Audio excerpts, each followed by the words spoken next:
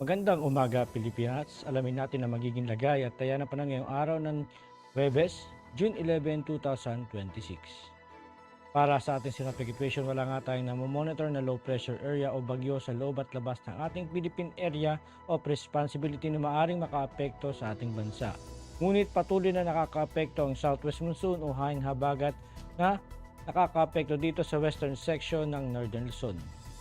Dahil dito ang ating general area forecast, ang Ilocos Norte, Batanes at Babuyan Island ay makakaranas ng maulap na kalangitan na may kalat-kalat na pag-ulan, pagkidlat at pagkulog. Samantala sa natitirang bahagi ng Luzon, partikular na ang Metro Manila, ang buong Visayas at buong Mindanao naman ay makakaranas naman ng bahagyang maulap hanggang sa maulap na kalangitan na may pulu-pulong pag-ulan, pagkidlat o pagkulog.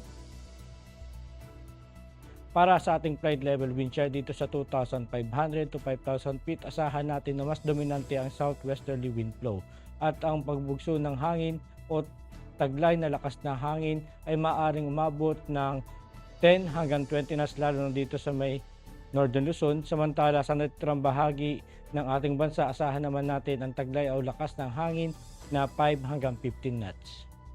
Dito naman sa 10,000 feet at saka sa 18,000 feet, asahan natin dito sa may Northern Luzon na southwesterly wind flow ang direksyon ng hangin. At asahan naman natin sa natitirang bahagi ng ating bansa ay yung taglay na lakas ng hangin dito sa 10,000 feet ay 20 hanggang 30 knots. Samantala dito sa 18,000 feet ay mas malakas na maaaring mabot ng 25 hanggang 35 knots.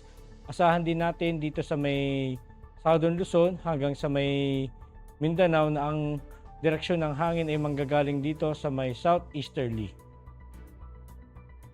Para naman sa impact sa flight operation dito sa Ilocos Norte, Batanes at Babuyan Island, dulot nga ito ng southwest monsoon. Asahan natin na main hazard na moist southwesterly flow producing rains and gusty surface winds. Ang impact naman nito sa rotary, asahan naman natin ang reduced visibility and gusty wind limit, visual flight rules and low altitude operations, wet helipads, increased operational hazards, and sa fixed wing naman asahan natin ang operations may experience delays or cancellation due to low ceilings, turbulence, and wet runway conditions. Dulot naman ng mga localized thunderstorm dito sa Metro Manila at natitirang bahagi ng ating bansa, asahan natin ang main hazard na afternoon convective development producing gas fronts and heavy rains. Ang impact naman nito sa rotary, asahan natin ang downburst, strong gas and reduced visibility o significant hazards, avoid flight in Charlie Bravo activity. Sa fixed wing naman, asahan natin ang severe turbulence and wind shear likely during arrival and departure phases. Aircraft may experience temporary delays or required diversions. Para naman sa ating astronomical information, ang araw ay sumikat kaninang 5:26 AM at lulubog mamayang 6:25 PM. Para naman sa ating moon illumination, meron tayong 19% decreasing.